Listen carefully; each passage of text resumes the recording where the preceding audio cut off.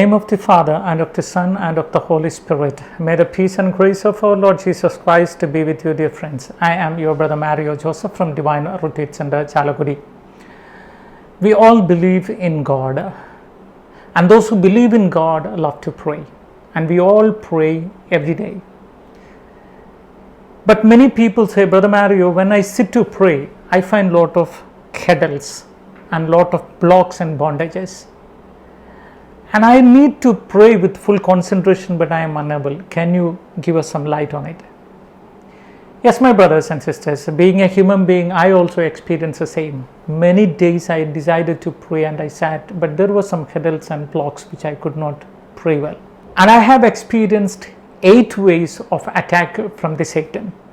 And he stopped me from praying, or he spoiled the intensity of my prayer.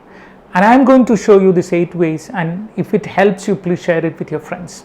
The first one, whenever I sit to pray, Satan brings in my memory the unwanted thinkings.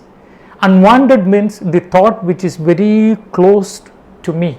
For example, the thought about my children's education, the thought about my housing finance, or thought about my business and job, thought about the health of my wife, something or other comes to my mind, and the concentration in that prayer is completely lost. The second way how the Satan stopped me from praying is, sometimes Satan comes and gives me the thought to do some charity. Whenever I sit to pray, suddenly the thought comes, what's the point of sitting 1 hour or 2 hours doing nothing? It's better to feed the hungry. It's better to record a talk. It's better to give some counseling. So suddenly the thought of charity comes and my prayer is stopped or it is lost. I think this is the trick of Satan, because when our Lord Jesus Christ went to desert to pray, the Satan appeared there and said, you are Son of God and you are Almighty and you have the power to do anything. You are hungry, change this stone into bread and eat and feed the poor. It would have been a big miracle if Jesus does it. Now just imagine that Brother Mario got this grace or this charism, changing the stone into bread. I would have fed all the starving people on earth, because wherever the people are there, I will change the stone into bread and feed them. So it was a good charity what Satan asked Jesus to do. Jesus did not act on it, because what he heard is good and what Satan asked also is good, but who said is Satan. Jesus realized the person who spoke. So whenever you sit to pray, you may hear many voices to do good, but remember who says that, Satan or God? If Satan says, you will act on it, and the end is a destruction. I think many miracle workers today are suffering with this, because they are hearing the voice to do good, but they don't recognize who said, the Satan or God. And many are doing good also just because Satan said, and the end is destruction. My brothers and sisters, we need a special grace to recognize who speaks to us, Satan or devil. One thing I'll tell you, if Satan is asking you to do something good, the glory comes to you, or for your mission or for your people. But if God is asking you to do something good, then all glory will go to him. So whenever you want to do any charity, remember you should not expect anything in return, physical or mental or spiritual, or even the glory you shouldn't expect. If you can give all glory and honor is to Almighty God, then you can act on that good works. Definitely God will bless you. The third way how the Satan tempted me in my personal prayer is, whenever I sit to pray, he gives me a thought that you are not praying enough. And if you get that thought that I'm not praying enough, you will have the guilt feeling and you will pray over 1 hour, 2 hours, 3 hours, 1 day, 2 days, and automatically you will not have the heart in that prayer, because you are in that thought. The main thought is that I'm not praying enough, I'm not praying. And you're making some noise with your mouth. So your mouth is uttering some verses, but your heart is far away from God. Not only that, I have seen many people, those who have this thought that I'm not praying enough, finally they will join any prayer group. And after joining in any prayer group, they will keep on praying, and they are ignoring the responsibility. They forget about their spouse, their parents, their in-laws and their children and all their responsibility, and they run away with this intercessory group saying that God made me an intercessor, God made me an intercessor. And I have seen many of these people, those who are praying over, they are the headache for the entire family members. My brothers and sisters, be careful. If you are getting this thought, I am not praying enough, sometimes that can be the thought from devil to destroy your spiritual life. And the fourth way how the Satan tempted me in my prayer, sometimes he gives me the thought that you don't need to spend time in prayer. Work is prayer. So do all your responsibility with the thought of God, then you are already a prayerful person. I know many spiritual people, many friends of mine, they say, Brother Mario, you don't need to spend 1 hour, 2 hours, 3 hours in prayer. Just do something good with a good intention. That is prayer. Work is prayer. I don't think, my brothers and sisters, if work is prayer, Jesus also would have been doing only good things and going without praying. But many times he went to mountain all alone, whole night to pray, and early morning he went to a desolated place to pray. And then when he went to Gethsemane garden to pray, he kept everybody at the distance of a stone throw, and he went and spent some time with the Heavenly Father, a secret, sacred relationship with our Father.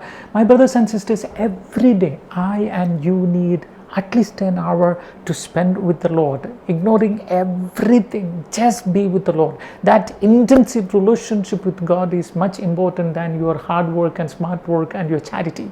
The fifth way how the Satan tempted me and how he blocked my prayer, how he was a stumbling block in my prayer, is he gives me the idea of my responsibility. Sometime when you sit to pray, suddenly Satan will come to you with some thoughts. He will say, tomorrow you must pay your bank loan, and day after tomorrow you must arrange that talk, and then next week you have to book the ticket to go this country.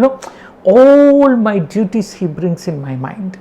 And when I am thinking about my duties, I will think, okay, it's better, let me pray after some time, let me complete my work, my task.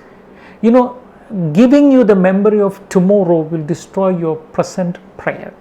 So it's a trick of the Satan. So whenever you want to sit to pray, first only you be aware that I am not going to think about my tomorrow's plan. No. Because if you sit in prayer planning of tomorrow, then definitely that prayer will not have that full concentration.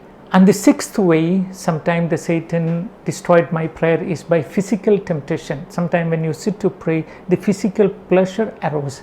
It may be a sexual thought, it may be about alcohol, it may be about your physical joy, it may be about your tasty food, it may be about your traveling, it may be about your holidays. Anyway, your five senses need some joy. And sometimes when you sit to pray, any of the joy which you already experience comes in mind, and automatically you will be meditating on it, and then your prayer is lost.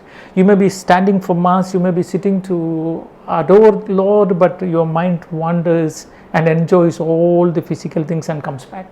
The seventh way how the Satan tempted me many times in my prayer is discouragement. I know many of us, when we sit to pray, suddenly the thought comes, I have prayed many years but no response from God, so why should I spend my time again? I have seen many people, they are not praying but they are blessed with everything. And there are many people, they are praying 24/7 but they are struggling and suffering. And many people said, Brother Mario, before joining retreat, before attending retreat, or before the prayer, everything was very good with me. But after I joined a prayer group, one by one everything collapsed and my life is completely destroyed. So this is a discouragement. When you get discouraged that what is the point of prayer, whether you pray or you don't pray, God can hear you. And there are many people, they are praying but no answer. There are many people not praying but they get all the blessings. What's the point of prayer? Remember, there is a saying, before the fruits, the leaves falls. There are some trees, before producing the fruits, the leaves already falls. So the same way, before you receive the grace and blessings, you get discouraged. So whenever you are getting discouraged in prayer, remember your blessing is so near. That time you must use sacrifices of praise. There are praise and there are sacrifices of praise. You know what is that sacrifices of praise? You are not feeling to praise, but still you are praising God. Then you are sacrificing and praising, sacrifices of praise. So my brothers and sisters, whenever you feel discouraged in prayer, you should pray more because your blessing is near. And the eighth way how the Satan tempted me and how he tried to block my prayer is, he gives me doubt about God sometime. When I sit to pray, suddenly, is there a God?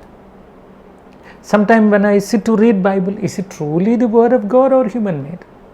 When I want to go for Holy Mass, suddenly the sacrament is God's institution or human institution.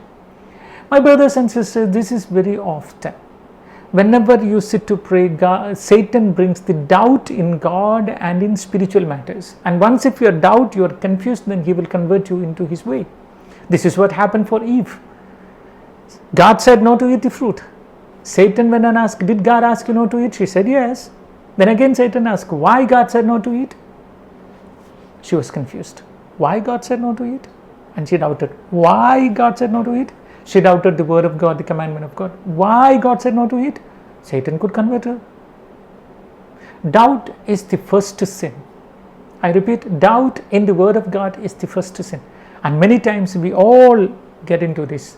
We get doubt. My brothers and sisters, today, you know what is my personal life? I don't doubt in anything. Especially, I don't doubt in the Holy Bible. I don't doubt in Trine God. And I don't doubt Holy Catholic Church. I don't doubt in sacraments. But there are many things I don't understand. There are many things in Bible I don't understand. There are many teachings of the church which I don't understand. It doesn't mean that I doubt in it. I don't understand. It is my limitation. It is not my doubt. There are many things which I don't understand because I am finite and I am limited one. I may understand that maybe in next life, in the sense when I go to heaven, I will understand everything. Or in this life, maybe tomorrow I will understand, who knows. But now I don't understand, but it doesn't mean that it is not the word of God. So I blindly believe in Trine God, I blindly believe in Holy Bible, and I blindly believe in Holy Catholic Church, and I obey. So if you have this blind belief and obey the word of God, then definitely there will be answer for your prayer and you will be able to pray. So my brothers and sisters, realization is the first remedy for any problem. Realization is the first cure for any disease. In that